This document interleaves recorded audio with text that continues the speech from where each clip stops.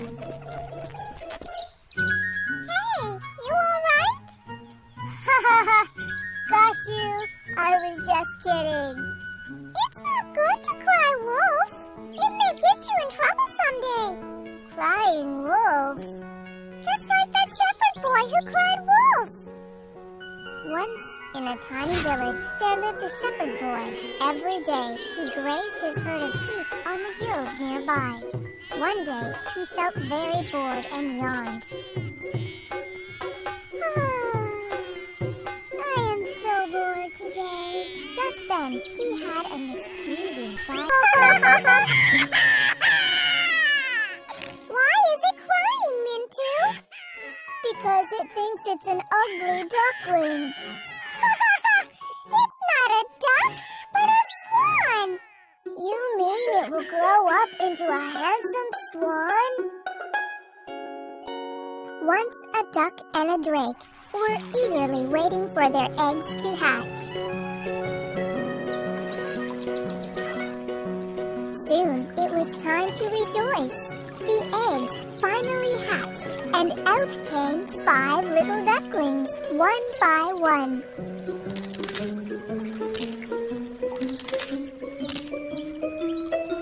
But one of them was very different from the rest of them. You are so different than the rest of us. But don't worry, you will be good when you grow up. But other ducks were not so kind and affectionate as the mama duck. All the other ducks and ducklings made fun of the young one. Na na na na na na. You are so ugly. You are not one of us. Look at you! You are so ugly! Nobody wanted to play with the young duckling. He had no friends or family. He was all lonely and sad. He saw his reflection in the water and assumed, perhaps I may be really ugly. I don't want to see my reflection ever again. Tired of all the bullying and rejections, the ugly duckling left his home and walked into the woods.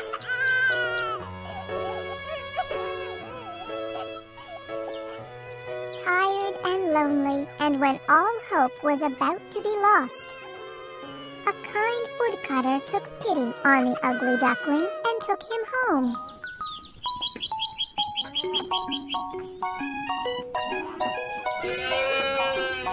The woodcutter took good care of the ugly duckling. The ugly duckling was happy to find a cozy and warm home. The ugly duckling grew bigger and bigger day after day with strong wings and legs. One day, it flew to a nearby pond and wandered around the edge of the pond. The ugly duckling saw a wedge of swans playing in the pond and admired them. What beauty and grace!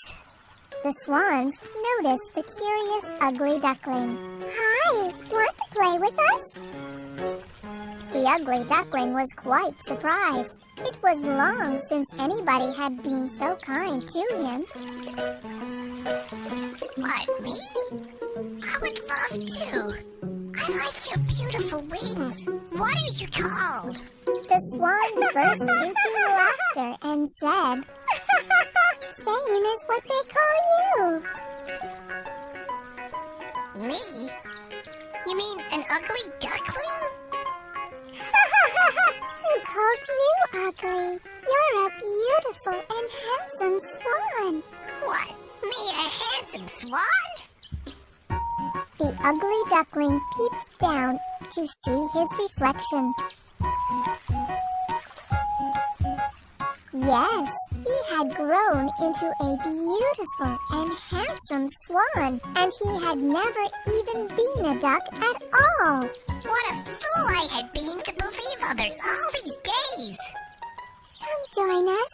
We would be glad to have you as our friend. The ugly duckling was finally happy and free. He realized that he was just different than the rest of the ducks. Being so different does not mean ugly.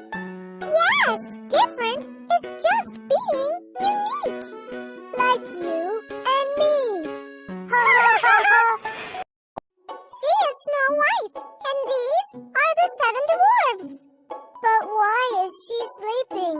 And why are the dwarves crying? We will soon know. Let's watch her story. Once upon a time, in a big castle, there lived a kind princess named Snow White. Snow White was not only the prettiest girl, but she was very kind and helpful too. All the animals and birds loved her. One day, her mother the queen passed away, and her father the king married again. Her stepmother was a mean and evil woman. The new queen was jealous of Snow White. She wanted to be the most beautiful and fairest of all. She asked her magic mirror, "Mirror, mirror, tell me who is the fairest of all." The mirror replied, "Queen, I hear your call. Snow White is the fairest of all." The stepmother was furious and ordered her servants to take Snow White away to the woods and kill her once and for all. So the servants took Snow White for a ride in the woods. Oh, I love to ride on a horse in the woods. However, when they reached deep in the woods, the servants took pity on her, and instead of killing her, they told her about the evil plan hatched by her stepmother and left Snow White to her fate in the forest. Heartbroken, Snow White wandered for long and finally came across a small cottage. Hello? Anyone at home? The cottage belonged to the 7 dwarfs living in the woods. They had been away in search of food and fodder. Finding the house in a mess, Snow White cleaned and tidied the house and cooked a delicious meal for all.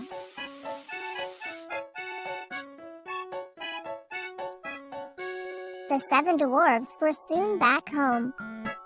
They were grateful to Snow White for all the help. They shared their story, and Snow White shared her story. It's all right. I have found a new home and new friends.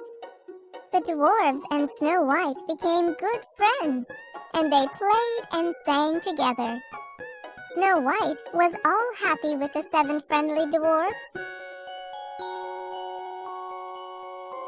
Meanwhile, overjoyed on getting rid of Snow White, her stepmother asked the mirror again, "Mirror, tell me who is the fairest of all." The mirror replied, "Queen, I hear your call. Snow White is still the fairest of all." The queen was furious. So, Snow White is alive? She threatened her servants and learned the truth. Deciding to finally get rid of Snow White herself, she took a few poisoned apples and headed to the woods, disguised as an old woman. On finding Snow White alone, "My little girl, here are some delicious apples just for you." "Thank you, kind lady. I love apples." As soon as Snow White took a bite, she fainted and dropped to the ground as dead as the wood. Finally got rid of you, Snow White. My work is done. On finding Snow White dropped as dead, the dwarves were very sad and broken. They laid her to rest in a coffin and mourned around her. Just then, a handsome prince passing through the woods. Being curious, he dismounted from his horse to see the 7 dwarfs crying around the beautiful Snow White. The prince could not contain himself, and his eyes were filled with tears. As his tears rolled down, they fell on Snow White's cheek. The tears of her true love woke up Snow White from her deep slumber. To everyone's delight, the handsome prince, Snow White, and the 7 dwarfs lived happily together ever after.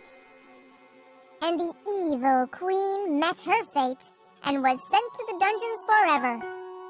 Wasn't that a good story, Mintu? Oh, yes! Ha ha ha! Fancy boots! Make way! It's the Puss in Boots and his master, the Marquis of Carabas. Marquis of Carabas? Who is he? Come! Let's see their story! Once, in a far-off land, there lived an old miller with his 3 sons. He had a mill, a donkey, and his dear cat. When the miller died, he left his mill to his eldest son, the donkey to his second son, and his dearest pet, the cat, to his youngest son, Pete. The mill and donkey were of good use to his brothers. But what will I do with this cat?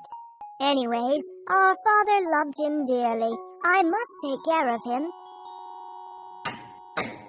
Pete was a kind and hard-working boy, but to his bad luck, he could not find any suitable job to meet his needs. Nevertheless, he took good care of the cat. Soon, the cat began to love and trust his new and affectionate master. One day, Master, don't worry. Please trust me and we can turn our fortunes. Pete was surprised to see the cat speak. Master, now please lend me your boots, your hat, and that fancy bag. Trust me and please do as I say. I don't know what you're up to, but I will trust you. The cat wore the boots and the hat and ran off to the woods with the bag. He soon caught a rare rabbit from the woods. The cat ran to the king's castle and presented the rare rabbit to the king and the princess. Your Majesties, I am the Puss in Boots. I bring a small present from my master, the Marquis of Carabas. The king and the princess were very impressed with the present and the cat's mannerisms. The Puss in Boots continued to bring many gifts and presents to the king from the woods. The cat would amuse the king and the princess with many interesting stories and tales from far-off lands. One day, the cat got to know that the king and princess would be riding out along the stream. The smart cat soon devised a plan. Master, let's go for a walk by the stream. When they were near the stream, It's so hot today. Master, why don't you take a swim in the stream? soon the king's carriage arrived on the road along the stream. The cat quickly ran to the carriage. Help! Help! Your Majesty! The thieves have stolen my master's clothes and our horses! The king presented some finest clothes to Pete. Pete looked like a handsome prince in such clothes.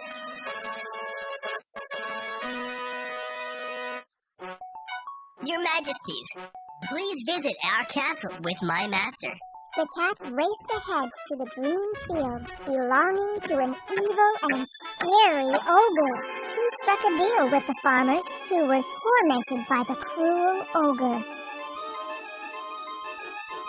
Dear people, I am the Puss in Boots. My master, the Marquis of Carabas, will help us get rid of that evil ogre only if you do as I say. The king and the Marquis of Carabas will be here soon. Tell the king that these fields and castle belong to the Marquis of Carabas. Then the cat ran towards the castle to meet the ogre. Long live the Marquis of Carabas and the king! To whom do these fertile fields belong to? To our lord, the Marquis of Carabas, your majesty. By now, Pete is quite perplexed, but he trusts his cat with patience. Meanwhile, the cat presented himself before the ogre. Sir, I am the Puss in Boots. I come with an important message from the king, but I need to speak to you alone. Now, quick. What does the king want? Sir, the king has heard about your rare abilities to change forms, and is very much impressed with you. He wants you to marry his daughter, the princess. But what? Tell me quick. I want to marry the beautiful princess. But first, the king wants me to test your skills. That's all? It's simple. No sooner had the ogre changed into a ferocious lion.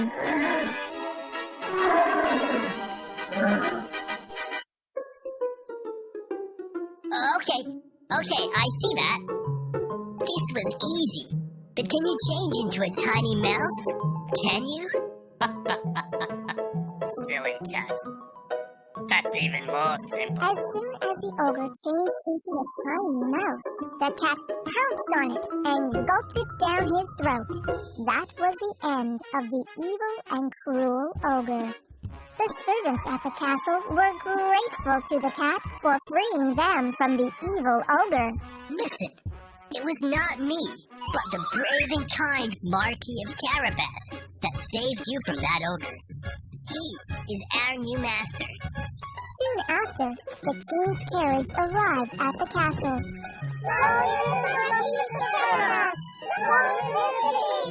The king and the princess were quite impressed, and the king announces the wedding of the princess with Pete. Pete, the Marquis of Carabas, finally marries the beautiful princess. The Marquis of Carabas is kind and generous to his people. Pete, the princess, and the cat in the boots all lived happily together.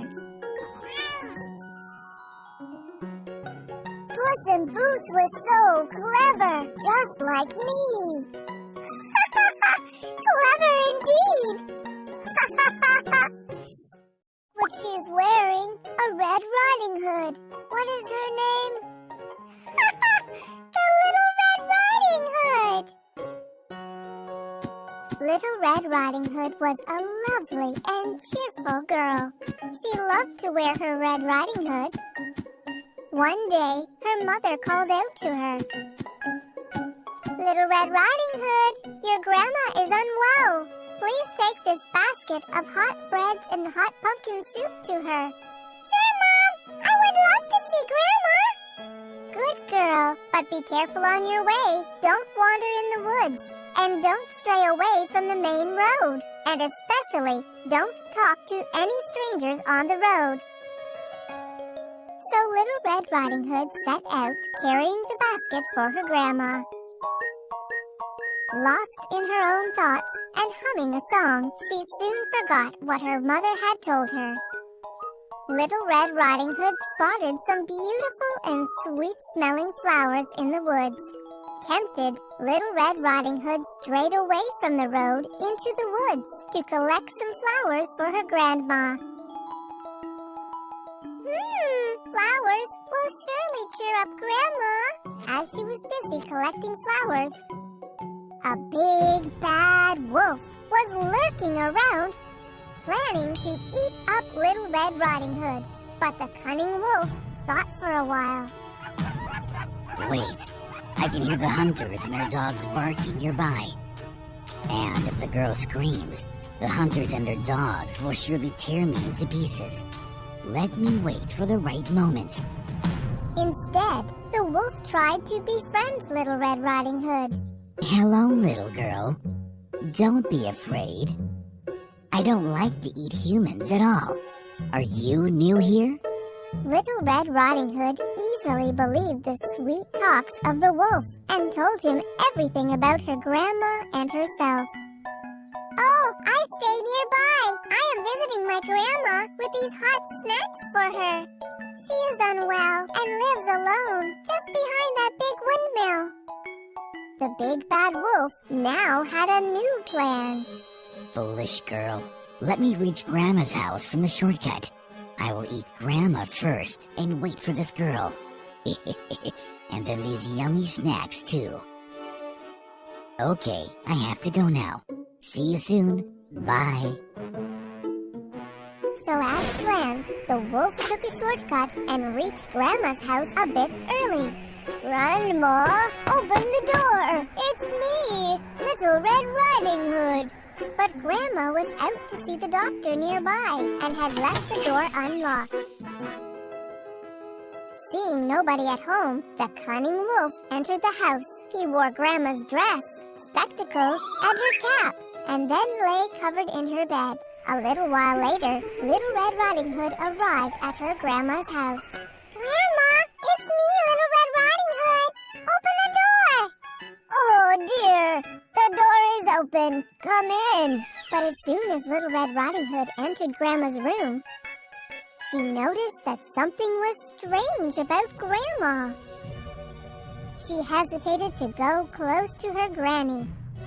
Grandma, you seem to be very ill. Your ears have grown so long. Oh, so that I hear you well, my dear.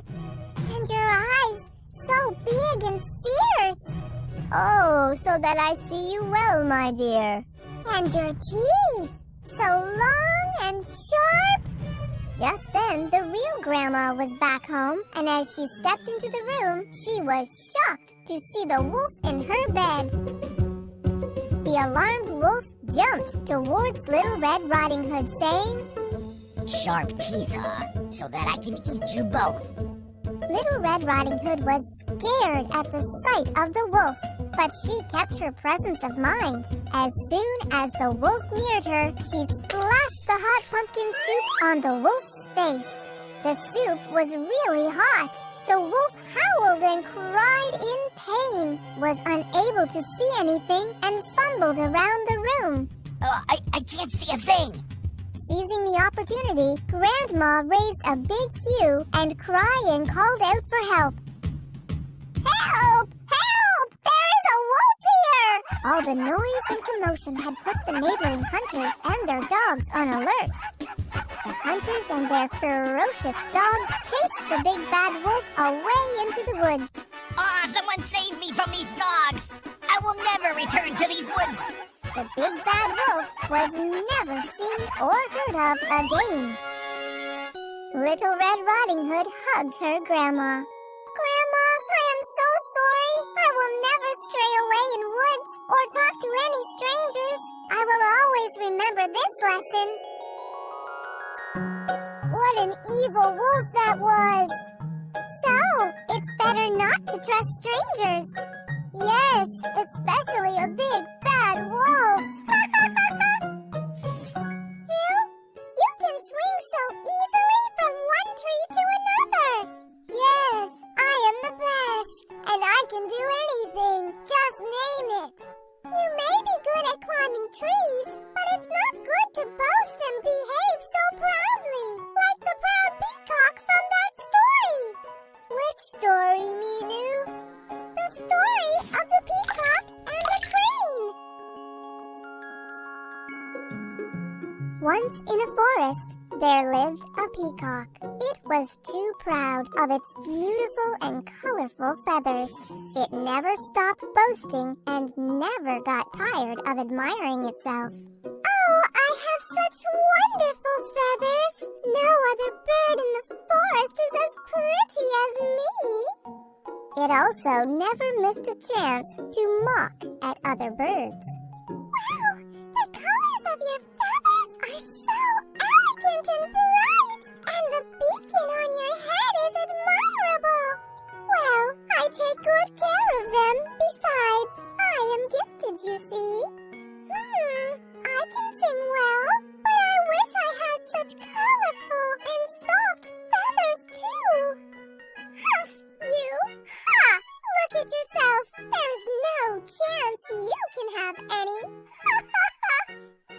other birds in the forest were annoyed with such mockery and proud behavior.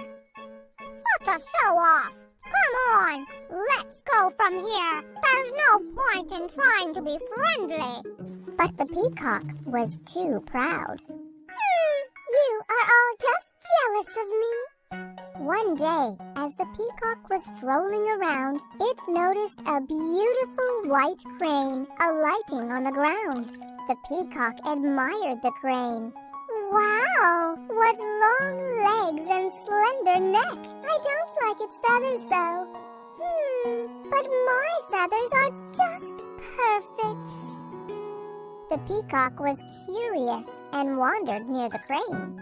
But the crane ignored the peacock's presence and continued to peck on its food. Hello! You have such beautiful legs and a slender neck. Thank you so much.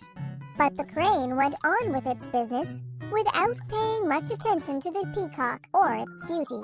The peacock danced and flaunted its colorful feathers, hoping for Crane's admiration. But yet, the crane continued with its work and paid little attention to the peacock. What? Not a word on how I look? How come the crane has hardly noticed me? Finally, don't you like my beautiful feathers? Well, you have such plain and dull ones. Aren't you jealous of me? The crane laughed at the peacock's ignorance and said, Yes, your feathers are indeed beautiful, but of what use are they except for showing off? Yes, tell me of any other use. Can you? I have light feathers. They may be plain in color, but they are strong to take me around the world. I fly and see beautiful places. Do you? Huh? Do you? The peacock nodded sadly to say no. I don't need fancy feathers. I like what I have. Moreover, we should learn to be humble and considerate. There is no need to be so proud of yourself. Okay, now I have to fly north to see the beautiful rainbows. Bye. Saying so, the crane flew off to the sky. The peacock hung his head in shame. He had met his match. After all, he was not the only best.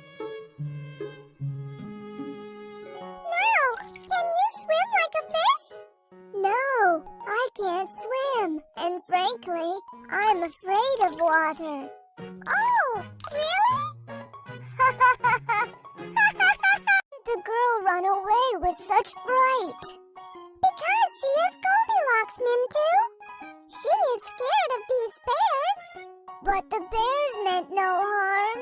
Yes, but she doesn't know that. Come, let's see her story. Once there lived a happy family of bears. Mama Bear, Papa Bear, and the baby bear. One day, Mama Bear prepared some delicious banana porridge. It smells so yummy! It's delicious. But it's too hot. Let's take a stroll in the woods till the porridge cools down. So all three bears set out for a walk.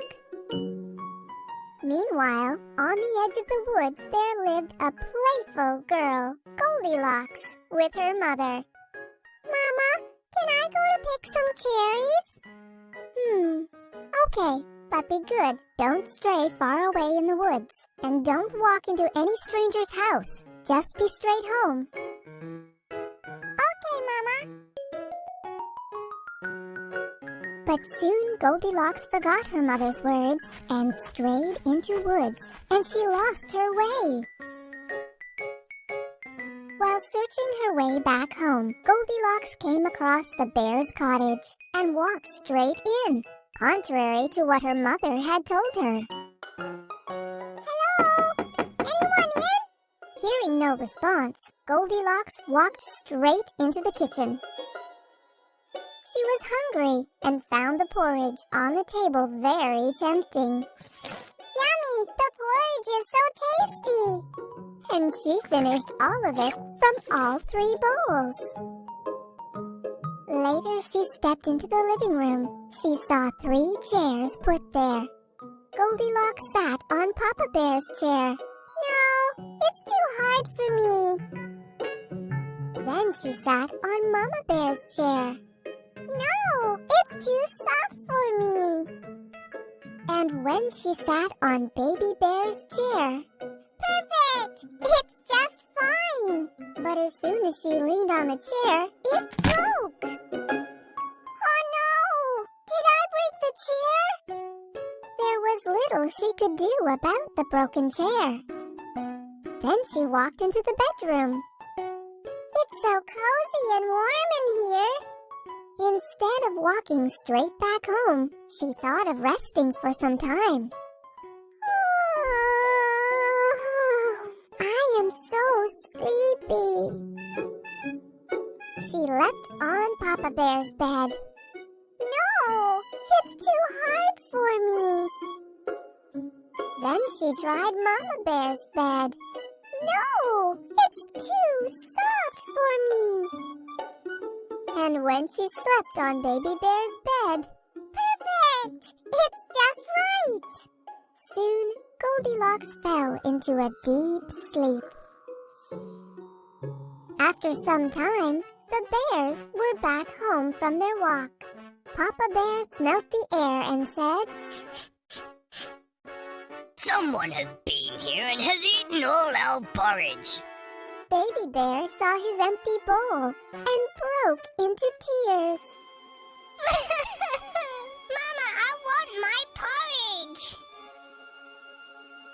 As they checked the living room, Mama Bear sniffed the air and said, Someone has sat on our chairs. Baby Bear saw his broken chair, and he was all in tears. It was my favorite chair! Soon they checked their bedroom, and they were surprised to see Goldilocks sleeping on their bed.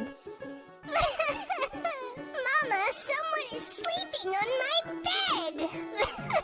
The noise woke up Goldilocks, and she was shocked to see the bear standing in front of her. Frightened, she jumped out of the bed and ran out of the house as quickly as her legs could take her. Little did Goldilocks know that the bears meant no harm, and they just wanted to be friendly. Girl, wait! We mean no harm to you! But Goldilocks was far gone and was lucky to reach her home. She remembered her mom's words. Oh, Mama, I will remember my lesson. I will not stray away from the neighborhood. Goldilocks was lucky. The bears were friendly. Only in stories, but real bears are not friendly. They are wild. It's better if we listen to our parents. Of course, I will remember that. Hey, it's the gingerbread man trying to save himself. Oh, but will he be able to save himself? Once, there lived an old baker woman and her husband. They had no children. One fine morning, the old woman thought of making some tasty ginger cookies. As she began to make cookies, she thought, oh, it would have been so wonderful if we had children. As the reflection of her of a man. It was a gingerbread man. As she baked the gingerbread man cookie, what did she see? The gingerbread man had come alive. And the gingerbread man sprang from the tray and ran out of the window. The old woman chased the gingerbread man and called out to her husband. Quick! We must catch that gingerbread man. But the gingerbread man was quick and agile. He kept running faster and faster. Na na na na na na, you can't catch me. After a distance, a boy saw the gingerbread man running. Boy, quick, help us catch that gingerbread man. So the boy, the old woman, and the old man kept chasing the gingerbread man. But the gingerbread man kept running faster and faster. Na na na na na, now catch me if you can. After a distance further, a hare saw the gingerbread man running and was stunned. Hey, wait! Let me see you properly. So the hare, the boy, the old woman, and the old man kept chasing the gingerbread man. But the gingerbread man kept running faster and faster. Na na na na na, you people will never catch me. After a distance further, a dog also saw the gingerbread man running past him.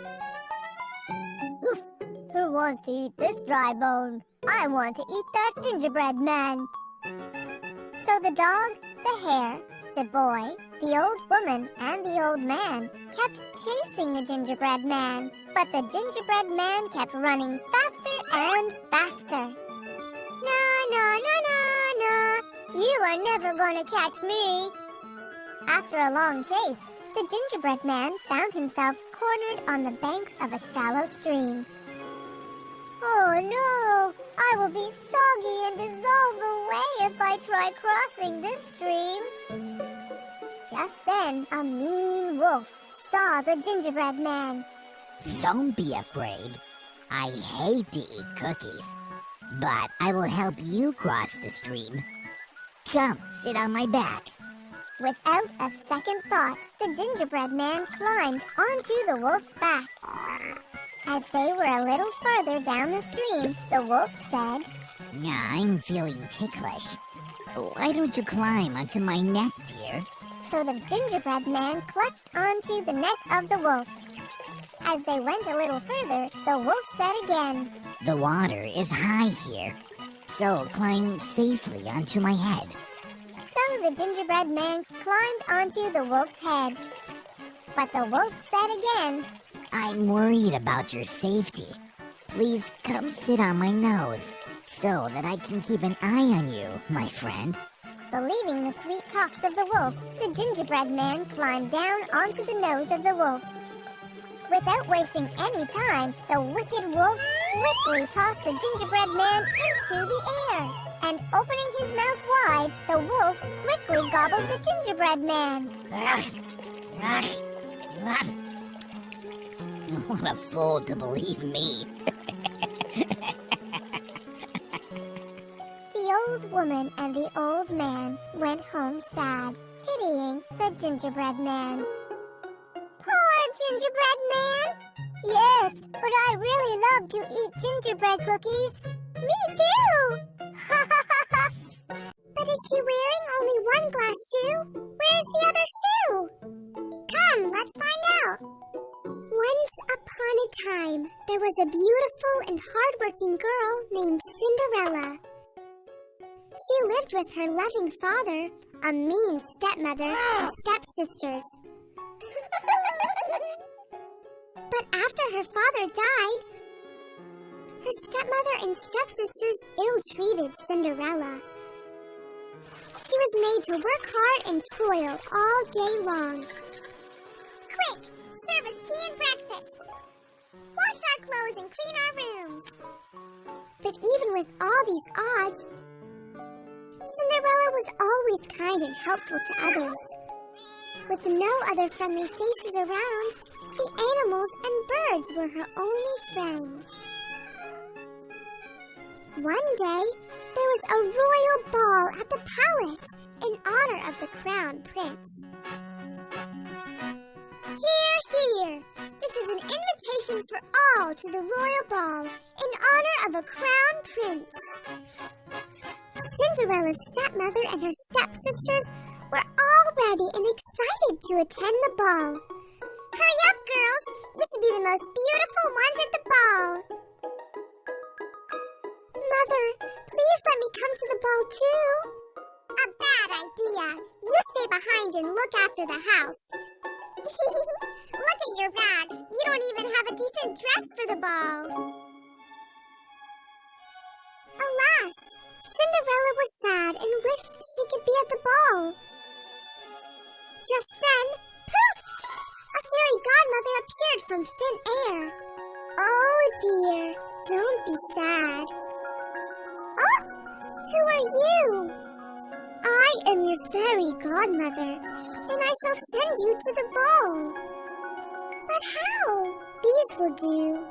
The fairy godmother waved her magic wand and turned a pumpkin into a beautiful carriage, a cat into a royal horseman, and a few scampering rats. But my dress! Aha! And now a beautiful dress for you, and sparkling glass shoes. Thank you for your kindness. But don't forget to be back before 12, as my magic will fade away at midnight. Enjoy yourself and take care. At the royal ball, Cinderella looked just like a beautiful and charming princess. Even her stepsisters and mother failed to recognize her. She is so beautiful. I wonder who she is. Cinderella was the most beautiful and charming girl at the ball, and everyone admired her. The handsome prince was drawn towards Cinderella. Will you dance with me? The handsome prince and Cinderella danced and danced at the ball, as all others watched their pretty dance. But not too long, the clock was about to strike 12 at midnight. Oh no! I must hurry, it's about to strike 12. Alarmed, Cinderella forgot about everything and hurried back to the carriage fast as she could. As she ran, one of her glass shoes slipped from her feet. But she managed to get onto the carriage and hurried away. However, the puzzled prince ran after Cinderella. What happened? Where is she? But to only find one glass shoe left behind by Cinderella. A glass shoe?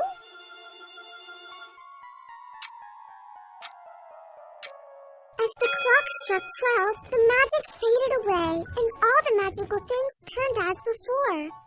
The carriage changed back into a pumpkin, the horses into rats, and horsemen into a cat, and Cinderella was in her rags as before. Aha! Just on time!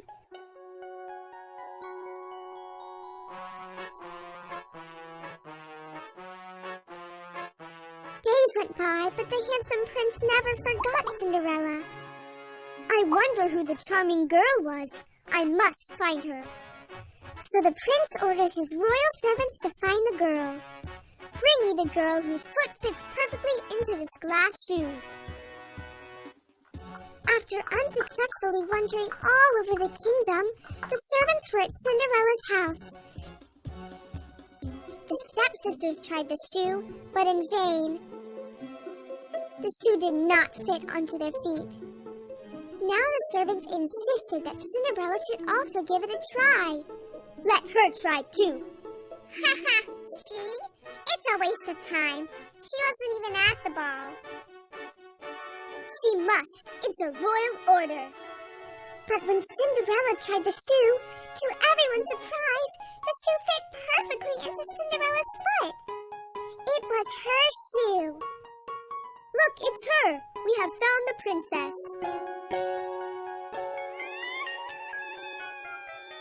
Hearing this news, the prince hurried to see Cinderella and was delighted to see that she was the same girl at the ball. Will you marry me? So the handsome prince and Cinderella married and lived together happily ever after.